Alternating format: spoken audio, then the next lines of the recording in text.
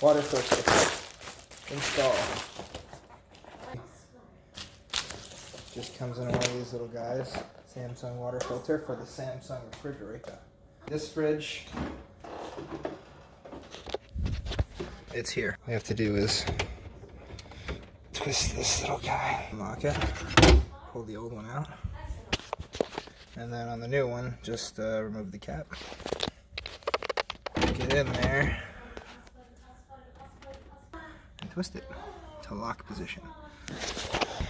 The fun part begins, which is draining like 1 to 2 gallons